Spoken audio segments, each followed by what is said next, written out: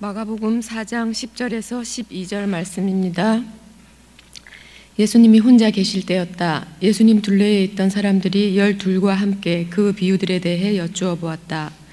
예수님이 그들에게 대답하셨다. 여러분에게는 하나님 나라의 비밀이 주어졌어요. 그렇지만 밖에 있는 저 사람들에게는 모든 것이 비유로 전해집니다. 그래서 그들이 보고 또 보겠지만 알아보지 못하고 듣고 또 듣겠지만 깨닫지 못합니다. 그러니까 그들이 돌아와서 용서받지 못합니다. 요한복음 4장 39절에서 42절 말씀입니다.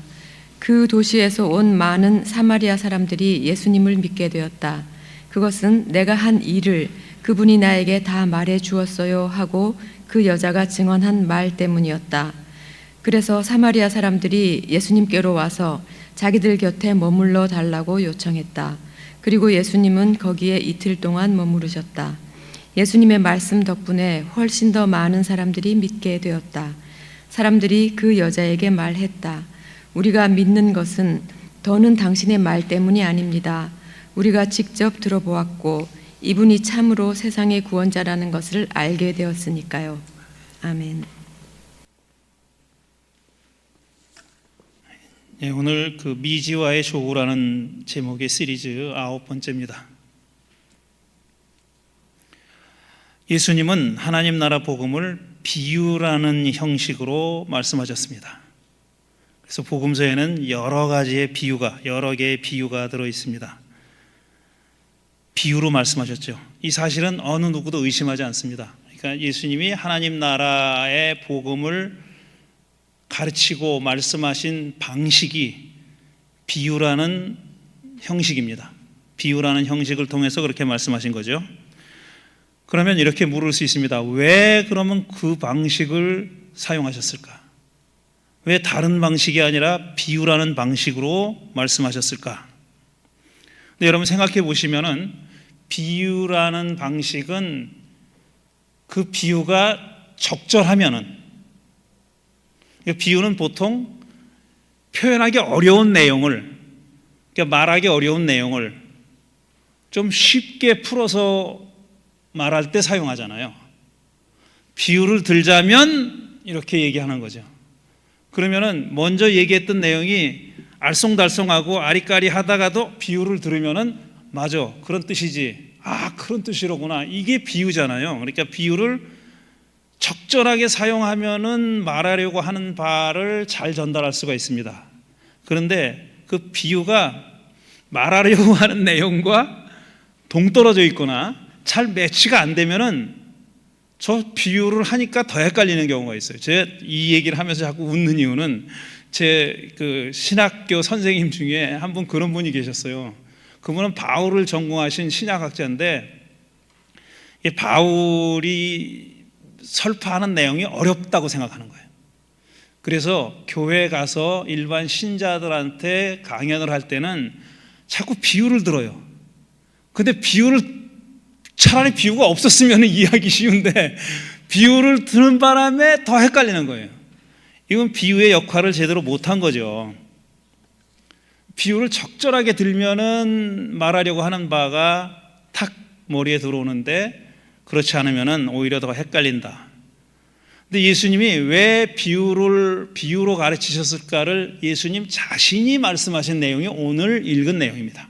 마가복음 4장 10절 이하에 왜 예수님이 비유로 말씀하셨는지를 설명하십니다.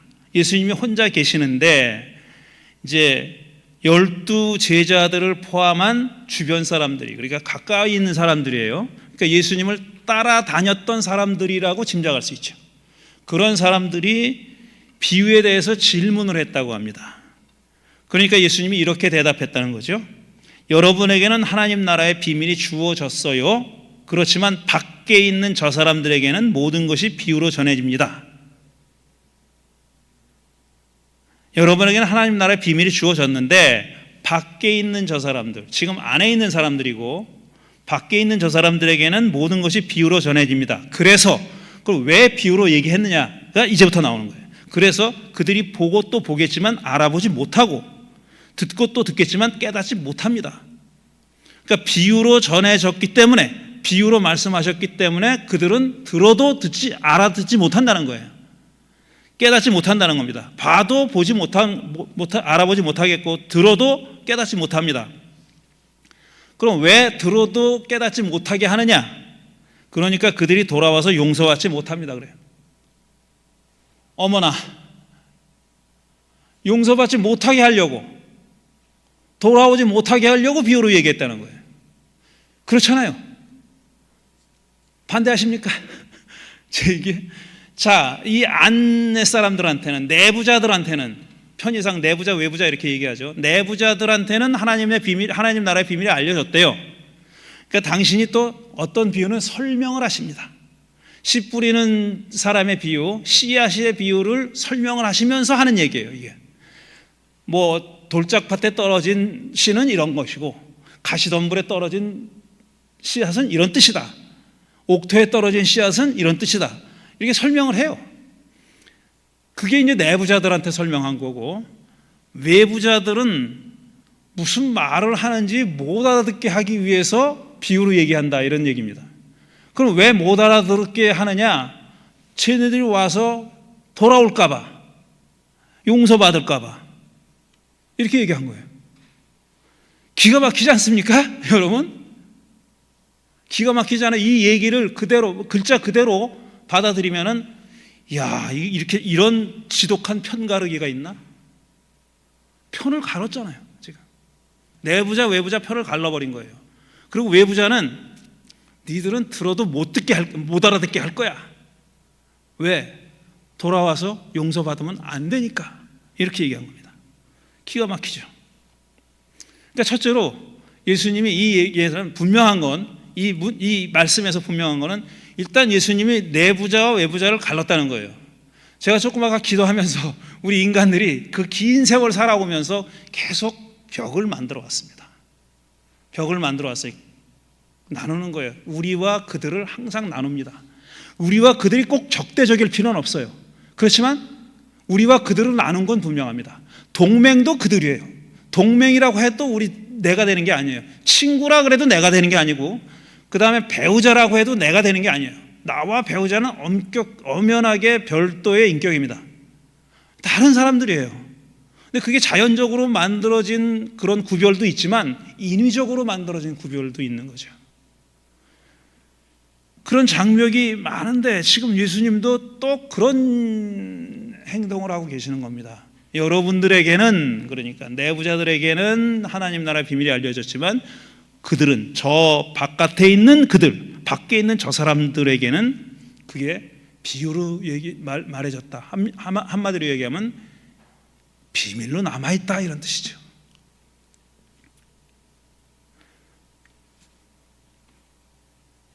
기가 막히지 않습니까? 이 문제를 어떻게 해결하고 싶은데 해결한 사람이 없어요. 그래서 수많은 신약학자들이, 성서학자들이 이걸 이렇게도 해석하고 저렇게도 해석합니다. 그리고 이게 이제 뒤에, 그래서 그들이 보고 또 보겠지만 알아보지 못하고, 이 이유는 이사야서를 인용한 거예요. 구약 성경에 있는 말씀인데 그거를 히브리어 성경에서 인용한 거 다르고, 그 다음에 그리스어 성경에서 인용하기 다릅니다. 그러니까 그리스 말로 구약 성경을 번역한 사람은 뜻이 좀 다르게 번역했어요. 그래서 여러 사람들이 이 비유에 대한, 비유의 목적을, 비유의 의미를 여러 가지로 설명을 하는데, 다 뭐 어떤 취지를, 어떤 의도를 가지고 하느냐 하면은, 이거 너무 심한 말인데 예수님이 이렇게 말씀하셨을 리 없어라는 전제를 가지고 해설을 합니다. 그러니까 어떻게든지 예수님을 좀 편들어서 예수님이 이런 끔찍한 말씀을 하셨을 리 없다라는 쪽으로 해석을 하려고 그래요. 저도 물론 예외가 아닙니다. 지금 제가 하려고 하는 얘기가 저도 예외가 아닌데, 저는 이렇게 해석합니다. 이렇게 이해하고 있어요, 이 얘기를. 첫째로, 자, 하나님 나라라는 것은 이 시리즈의 제목처럼 미지의 영역입니다. 우리가 알지 못하는 거예요. 하나님 나라 뭘 다 알고 있는 게 아니에요. 우리들은, 사람들은 알 수가 없는 거고, 그러니까 하나님 나라의 경험을 했다 그래도 아주 극히 작은 일부분을 경험하는 거죠. 그러니까 코끼리 발톱 하나 만져보고 코끼리 다 아는 것처럼 얘기하는 거예요. 우리 인간은 또 그럴 수밖에 없어요. 자기가 경험한 게 너무 중요하거든. 자기가 경험한 게 다인 것처럼 전부인 것 같으니까 그렇게 마음이 기울어지는 겁니다. 하지만 지혜 있는 사람은 이게 발톱 하나다 라는 걸 생각합니다. 내가 경험하는 것이 알 수 없는 미지의 정말 그 세계, 그 현실의 극히 일부라는 것을 생각하죠. 그렇다고 전부를 아는 건 아니에요. 전부를 알아서 그렇게 생각하는 건 아닙니다. 전부가 뭔지는 모르지만 내가 경험한 게 지극히 제한적인 극히 작은 일부분이라는 걸 아는 거죠. 그러니까 미지의 세계를 경험하니까 그거를 말로 표현하기가 쉽지가 않아요. 제가 이 미지와의 조우 시리즈에서 계속 얘기하는 겁니다. 우리 인간은, 우리 인류의 종교가 계속 미지와의 만남을 통해서 발전돼 왔다. 발전돼 왔다라고 얘기하는 건데, 종교라는 것은 미지와의 만남에 대한 그 경험에 대한 어떤 그 설명 같은 거예요. 이게 말로 설명이 다 안 되는 거예요. 그걸 전제해야 되고, 그러니까 예수님이 비유로 얘기하셨을 때 그 비유가 하나님 나라에 딱 적확하게 딱 그거야. 그래서 얘기하신 게 아니에요. 이 비유만 알면 하나님 나라 다 알아. 그게 아닙니다. 왜냐하면 비유라는 방식 이외에는 다른 방식으로 이 미지와의 만남을 돕는 길이 없기 때문이에요. 사람들에게 이걸 설명할 수가 없는 거예요. 지금 저처럼 설명할 수가 없어. 어떻게 지금 내가 생각하고 있는 말을 설명할 수가 없는 그런 현실입니다. 예수님이 그래서 비유로 설명하셨다라고 저는 믿고 그렇게 생각하고요.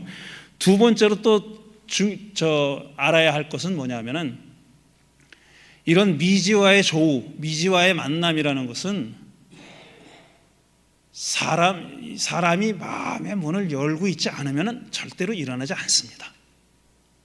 이거는 미지와 만날 수 있느냐 없느냐 하는 것은, 그러니까 하나님 나라 비밀을 아느냐 모르느냐, 예수님의 표현에 따르면 하나님 나라의 비밀을 아느냐 모르느냐는 그 비밀을 말씀하는 사람에게만 달려있는 게 아니라 그 말씀을 듣는 사람에게도 달려있는 거예요. 내가 어느 정도 그 비밀에 대해서 오픈되어 있느냐, 열려 있느냐, 닫혀 있느냐가 결정하는 겁니다. 그러니까 안에 있는 사람, 바깥에 있는 사람을 나누는 것은 그거는 마음이 열려 있는 사람과 마음이 열려 있지 않는 사람이라고 저는 이해해요. 그러니까 벽을 일단 쳐놓고 니들은 절대로 안 돼 라는 게 아니라, 지금 너희들이 마음이 닫혀 있는 한 이건 비밀로 남는 거야, 여전히. 그러나 언제든지 그때가 마음을 열 준비가 돼 있다면, 뭔지 몰라도 내가 다 이해할 수 없어도 이거를 받아들이고 소화시키려는 노력을 할 준비가 되어 있는 사람에게는 이 비유가 의미가 있다라는 얘기입니다. 그런 뜻으로 저는 이해하고 있습니다. 사실 오늘 하려고 하는 얘기는 사마리아 여인 얘기를 계속인데, 지난주에 이어서 계속이고 오늘 읽은 본문까지 가지 못할 것 같아요. 저희까지는 그 중간 얘기를 오늘 해야 되겠습니다. 지난주에는 이제 예수님이 제자들이 다 먹을 것을 구하러 시내로 간 사이에 사마리아의 한 읍에, 한 촌락에 있는 우물가에, 그러나 그 우물은 굉장히 유서 깊은 우물이라는 겁니다. 자기들의 조상인 야곱이 판 우물이라는 거예요. 굉장히 그렇게 유적지입니다, 말하자면. 지금 사용하고 있는 유적지 같은 우물에 거기 앉아 있는데 어떤 여자가 물을 기르러 나왔습니다. 때는 낮 12시경이라 그랬어요. 근데 예수님이 그 여자에게 말을 붙입니다. 물 한 모금 달라고 말을 붙여요. 그랬더니 이 여자가, 아니, 유대 남자인 당신이 왜 사마리아인 여자인 나한테 물을 달라고 합니까? 왜냐? 그런 일은 일어나지 않기 때문입니다. 일단 예수님이 우물가에 나와 앉아 있는 것 자체도 굉장히 평범한 일이 아니거니와 여자들의 공간입니다. 우물가는 여자들의 공간이에요. 물론 남자들이 예를 들어 짐승을 물을 먹이기 위해서든지 올 수 있죠. 올 수 있는 데지만 주로 여성들의 공간이에요. 근데 거기에 사마리아 땅 안에 있는 어떤 조그만 촌락에 우물가에 유대 남자가 앉아 있는 겁니다. 행색을 보면 딱 알 수 있어요. 유대 남자라는 것을. 그 여자가 아니 유대 남자인 당신이 왜 나한테 물을 달라 그럽니까? 사마리아인 여자인 나한테 물을 달라 그럽니까? 그랬더니 예수님이 뭐라고 얘기했냐면은 내가 누군지를 당신이 아셨더라면 나한테 물을 달라 그랬을 것이오. 오히려 반대로 나한테 물을 달라 그랬을 것이오. 그러면 내가 영원히 그치지 않는 생수를 당신에게 줬을 겁니다. 이렇게 얘기해요. 그렇게 얘기하니까 이 여자가 그 얘기를 문자적으로만 이해하고 아이고 그 물 저한테 주셔가지고 내가 여기 저 우물가에 물기르러 안 나오게 좀 해주십시오 이렇게 얘기했다 그랬잖아요. 그러면서 제가 성서를 문자적 예수님의 말씀을 문자적으로 이해한 거잖아요. 이 사람이. 근데 문자적으로 이해 안 할 만한 그 실마리가 그 안에 다 들어있어요. 그렇지 않습니까? 예수님이 지금 목이 말라서 물을 달라고 했지만 그렇게 말을 걸었지만 내가 물을 주겠다 그랬고 그 다음에 영원히 목마르지 않을 생수를 주겠다 그랬어요. 리빙 워터를 생수를 살아있는 물을 주겠다 그랬단 말이에요. 그럼 무슨 말인지 알아들을 만한데 이 여자는 그 말을 알아듣지 못하고 아이고 그 물 나한테 줘가지고 내가 물기로 나오지 않게 해주십시오 그랬어요. 그러니까 예수님이 뭐라 그러냐면은 여기서 그 물을 줘서 물기르러 안 나오게 해주십시오라는 청을 예수님의 청은 완전히 무시하고 그런 말을 하지도 않았다는 듯이 뭐라 그러냐면 가서 그대의 남편을 불러서 여기로 데려오시오 그랬어요. 느닷없이 남편을 불러오라 그럽니다. 여자가 좀 당황했겠죠. 왜 갑자기 남편은 왜? 그렇지만 이 여자 또 순진하게 대답합니다. 저에게는 남편이 없습니다. 그렇게 얘기해요. 그랬더니 예수님이 마치 이 여자의 사생활을 다 꿰뚫어 보고 있다는 듯이 당신이 남편이 없다고 한 말 맞습니다. 그대에게는 남편이 5이 있었으나 지금 있는 남자도 그대의 남편이 아니군요 라고 대답해요. 그렇게 얘기하세요. 남편이 5이 있었는데 지금은 6번째 남자랑 사는데 그 사람은 당신의 남편이 아니라고 얘기하는 거예요. 그러니까 깜짝 놀라죠. 여자가 깜짝 놀란 거예요. 바로 이 대목에서 예수님이 한 이 대목 때문에 이 사건, 이 에피소드가 갖고 있는 의미를 깨닫는데 방해가 됩니다. 사람들은 이 요한복음 4장을 읽으면서 바로 이 예수님의 말씀에 무의식적으로 꽂혀서 이 비유를 제대로 이해하는데 지장을 받는다는 얘기예요. 남편이 5이나 있었는데 지금 다 없어졌고 지금 있는 남자도 남편이 아니라고 얘기하니까 뭐 당연히 그렇게 생각. 이 사람 굉장히 윤리적으로 방종한 여자로구나, 방탕한 여자로구나 이렇게 생각하잖아요. 이야, 남편을 5이나 갈아치우고 6번째 남자랑 사는데 이것도 남편이 아니라고? 참 대단한 여자네 이렇게 생각하는 거예요. 근데 이 여자가 어떤 여자인지를 얘기하는 게 이 에피소드의 목적이 아닙니다. 요한복음 4장을 기록한 사람은, 이걸 기록해서 우리에게 남겨준 사람은 이 예수님이 이런 여자도 뭐 끌어안았다라든지 이런 여자와도 말을 섞었다든지 이런 거 얘기하려는 게 아니에요. 그리고 가만히 생각해 보면 이 여자가 그렇게 방탕한 여자가 아니에요. 일단 굉장히 가부장적인, 우리가 상상할 수도 없는 가부장적인 사회입니다. 이 사회는. 그런데 이 여자가 자기 마음대로 남자를 5명이나 갈아치울 정도의 그런 사람은 매우 드물어요. 있다 하도 드물어. 거의 없다고 봐야 돼요. 왜냐? 여자는 항상 남자에게 부속되어 있는 그런 사회였었습니다. 그러니까 남자가 여자를 5을 갈아치우는 일은 흔히 일어나지만 여자가 남자를 5 갈아치우는 일은 일어나지 않습니다. 그런 일은 없어요. 그런 가부장적인 사회예요. 아니, 그걸 당신이 어떻게 알아? 이 여자가 굉장히 돈과 권력이 있는 여자였을 수도 있잖아. 그런 여자가 왜 물을 기르러 나옵니까? 종시키지 당연히. 자기가 물을 기르러 나왔어요. 그리고 이 여자가 그런 그 부정한 여자라는 것을 강조하기 위해서 낮 12시에 물 기르러 나왔다는 걸 또 강조해요. 많은 사람들이. 떼약볕이 내려쬐는 12시에 누가 물 기르러 나와? 이 사람들 다른 사람하고 안 마주치려고 혼자 나온 거지. 그건 완전히 추측이고 상상이에요. 근거 없는 얘기예요. 물이 떨어졌을 수 있지. 그러니까 낮에 물이 없어서 나온 거죠. 어쨌든 이 여자는 물 기르러 나온 여자고, 그 다음에 그런 부유한 여자가 아니었었어요. 남자를 5 갈아치우는 여자가 아니었다고요. 그러니까 거기서 우리가 걸려서 넘어지면 안 됩니다. 이 여자는 그런 여자가 아니에요. 오히려 반대일 가능성이 많아요. 반대일 가능성이. 5명의 남자에게 버림받은 여자였을 수 있어요. 이거는 추측이에요. 추측이지만 어쨌든 이 사람이 그런 권력자가 아니라는 것만은 분명합니다. 얘기하고자 하는 것은 그런 얘기가 아니에요. 여기서 이 여자가 그러니까 자기의 속사정을 다 알고 있는 것을 알고, 예수님이 알고 있는 것을 안 다음에 아이고 당신은 예언자십니다 이렇게 얘기해요. 오늘 안 읽은 부분입니다. 오늘 이 다음까지 나가려고 내가 이건 빨리 건너가려고 했는데 그냥 그렇게 안 하기로 마음을 바꾼 거예요. 예언자라고 판단했어요. 이거 보통 사람이 아니라는 걸 깨달은 겁니다. 그러고 나서 뭐 얘기하냐면 자기가 궁금했던 질문을 해요. 그런데 이 질문은 사실상 개인 이 사마리아 여인이 궁금해하는 질문에 그치지 않습니다.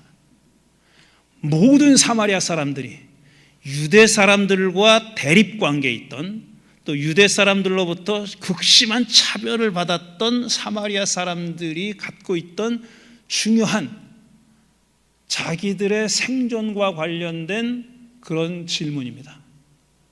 실존적인 질문이고 신학적인 종교적인 질문을 하는데 그 질문의 내용이 뭐냐? 우리 조상들은 이 그리심 산에다가, 그리심이라는 이름은 안 나오지만 이 산에다가 성전을 짓고 여기서 예배해야 된다 그러고, 당신네 유대인들은 예루살렘 성전에서 하는 예배만 적법한 예배고 그 예배만 하나님이 받는다 그러는데 어느 게 맞습니까? 이렇게 물어봐요. 우리 조상들은 여기다가 성전을 쳐놓고, 이 산에다 성전을 쳐놓고 여기서 예배합니다. 예루살렘 안 갑니다. 이 사람들은 예루살렘에서 반겨주지도 않고 가지도 않아요. 그리고 자기도 성전을 만들어 놓고 거기서 예배를 봅니다. 그리고 유대 사람들은 예루살렘에서 예배를 하는데 어느 게 맞습니까? 라고 질문하는 거예요. 이 질문은 유대인들과 사마리아 사람들의 오래된 갈등이 아주 가장 잘 드러나는 그런 이슈입니다. 그런 토픽이에요. 이 사마리아 사람과 유대 사람 사이에 기나긴 갈등을 하나로 집약해주는 그런 문제입니다. 어디서 하나님께 예배하는 게 옳으냐? 예루살렘이냐? 그리심산이냐? 이겁니다. 그럼 이 갈등이 왜 생겼느냐? 유대 사람들과 사마리아 사람들의 갈등이 왜 생겼느냐 하면 이건 역사가 굉장히 오래됐습니다. 예수님 시대를 기점으로 해서 과거로 거슬러 올라봐도 적어도 700년 이상 된 갈등이에요. 700년 이상 된 갈등입니다. 아니, 갈등의 시초는 한 900년 된 거예요. 언제냐? 솔로몬이 죽습니다. 다윗의 아들이 솔로몬이잖아요. 다윗과 솔로몬은 통일 왕국을 지배했어요. 12지파가 하나의 나라가 된 그 통일 왕국을 지배했는데 그걸 다윗이 죽고 솔로몬이 물려받았죠. 근데 솔로몬이 학정을 저지릅니다. 솔로몬이 굉장히 세금 때리고 강제 노역시키고, 특히 북쪽 이스라엘 사람들 10개 지파가 속해 있는 북쪽 이스라엘 사람들에게 그런 강제 노역을 시키고 세금을 많이 걷고 그랬어요. 근데 솔로몬이 죽었어요. 그러니까 그 아들이 르호보암이 왕에 올라가는데 그 아들이 또 세습을 하는데 북쪽 지파의 대표들이 와가지고 얘기하는 거예요. 자, 당신 아버지가 우리들에게 그 과세, 충과세 한 거 다 좀 어떻게 좀 해주셔. 그랬어요. 그랬더니 그 르호보암이 뭐라 그랬냐면 걷어찼습니다. 말도 안 되는 소리 하지 마. 나는 더 세금을 더 물릴 거야. 이렇게 얘기해 버려요. 그러니까 이 북쪽 지파의 10개 지파의 대표들이 어떻게 결정하냐? 우리가 다윗하고 무슨 관계가 있어? 다윗 왕조하고 무슨 관계가 있어? 독립을 선언해요. 떨어져 나갑니다.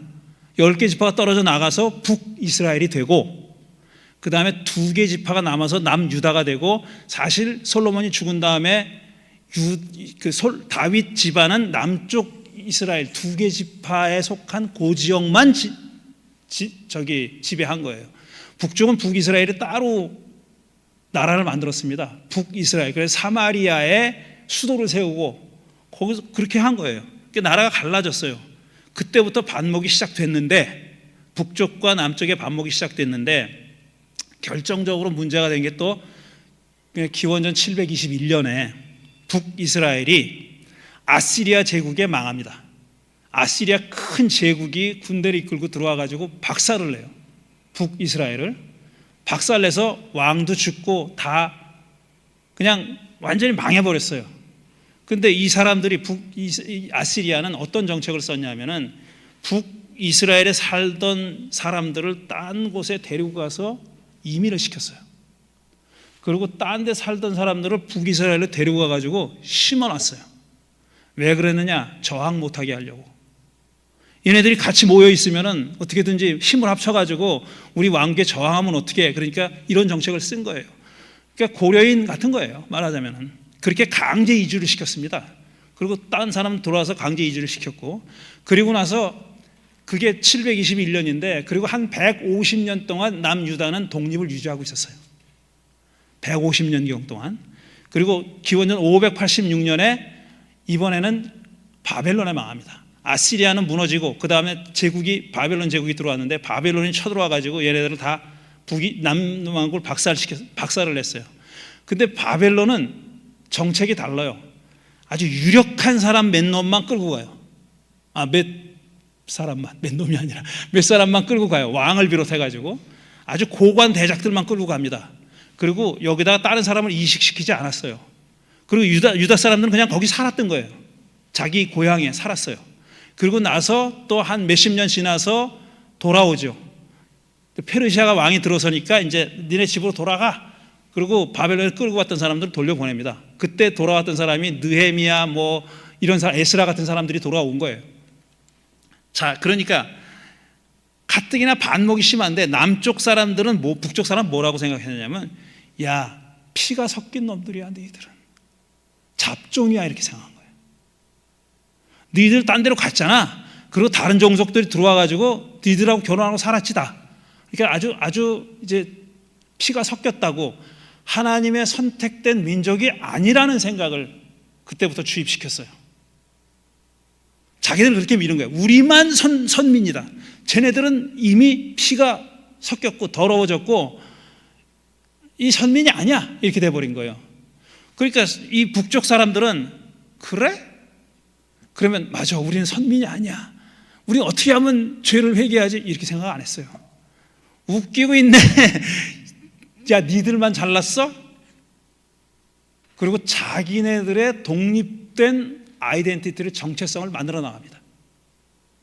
우리도 선민이야, 니들만 선민이야, 우리도 선민이야, 이러면서 두 가지 중요한 일을 해요. 하나가 그리심산에다가 성전을 짓는 거예요. 그리고 예루살렘으로 예배드리러, 제사드리러 못 가게 만들었어요.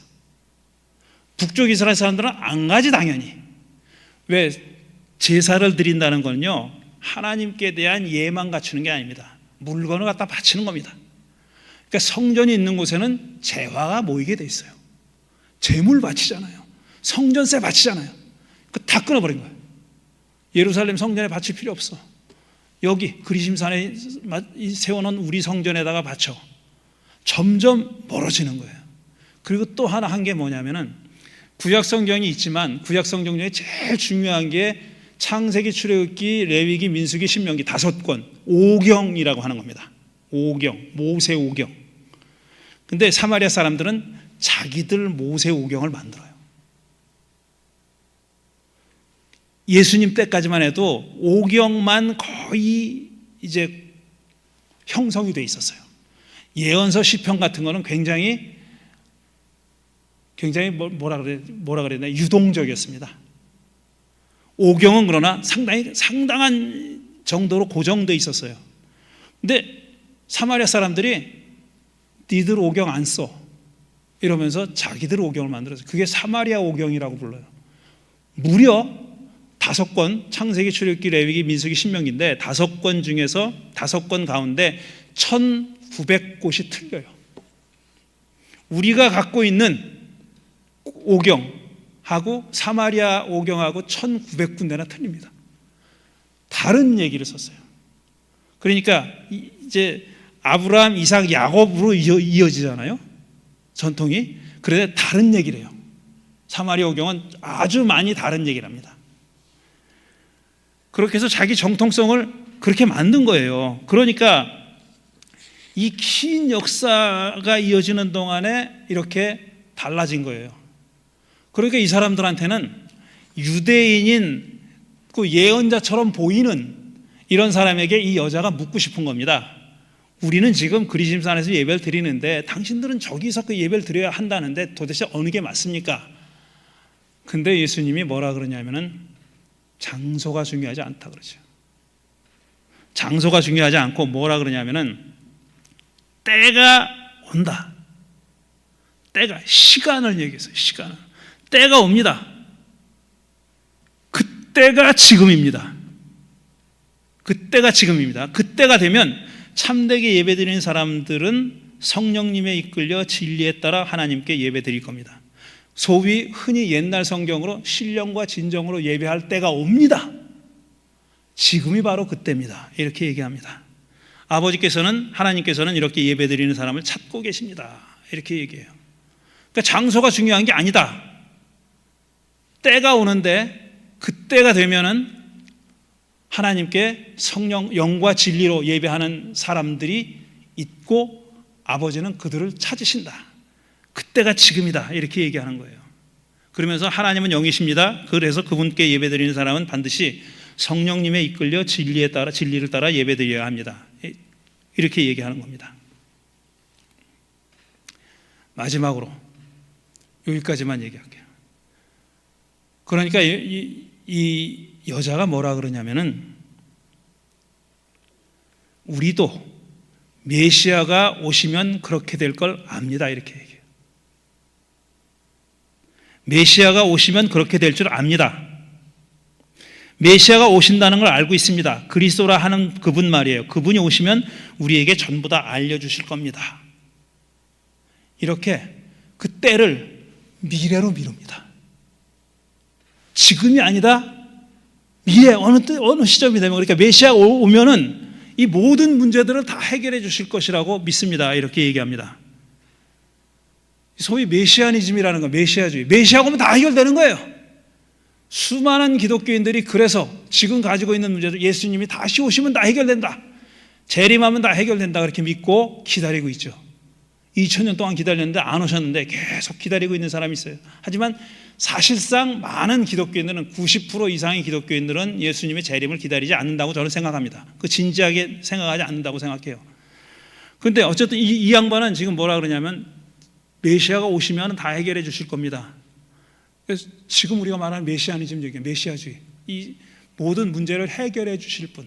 이 메시아니즘은 이 종교 영역뿐 아니라 지금 우리 삶의 모든 영역에서 다 지금 이렇게 하고 있습니다. 메시아가 오면은 다 정의도 실현될 거고 통일도 될 거고 뭐 위대한 지도자가 와가지고 다 해줄 거고 이런 생각을 다 가지고 있잖아요. 우리가.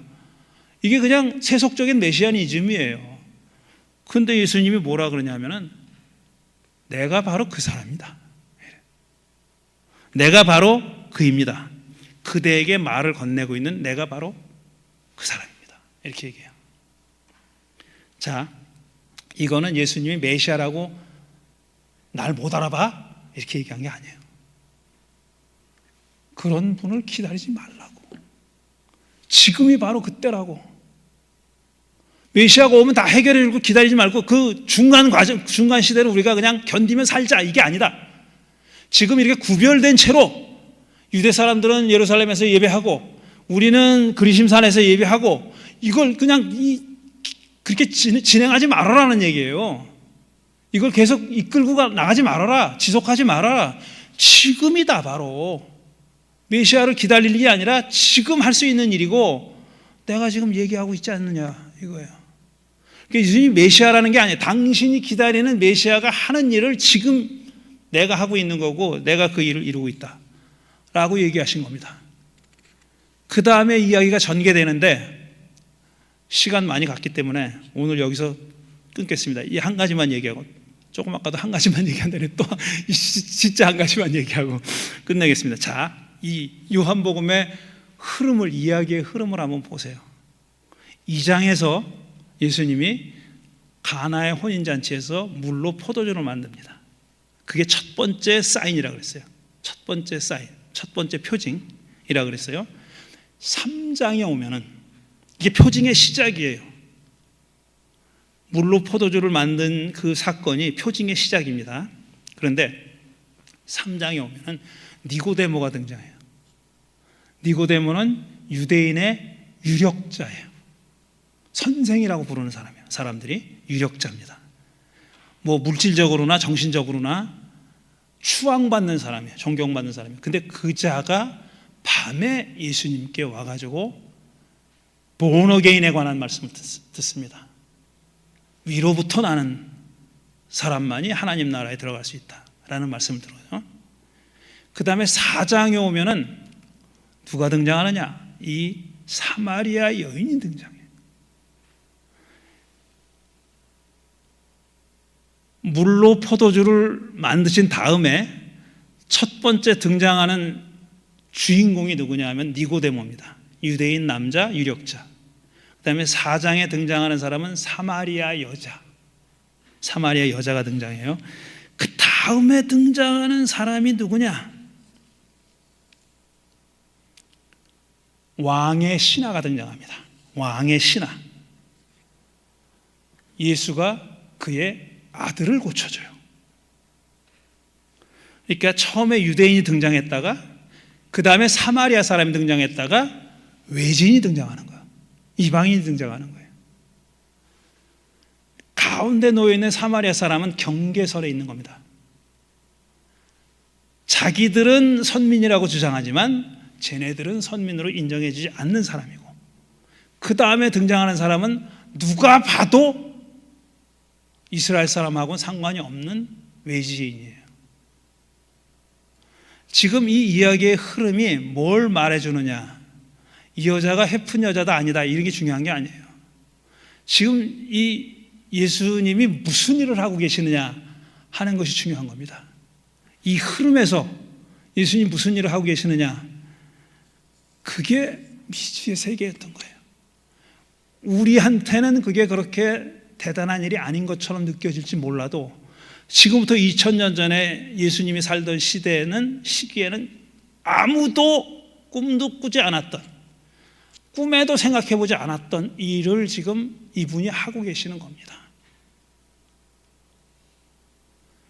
그래서 다음 주에 이 4장의 여인 얘기를 마무리하고 그 다음 얘기로 넘어가려고 합니다. 오늘 여기까지 하겠습니다. 잠시 드린 말씀 생각하면서 묵상하는 시간 갖겠습니다.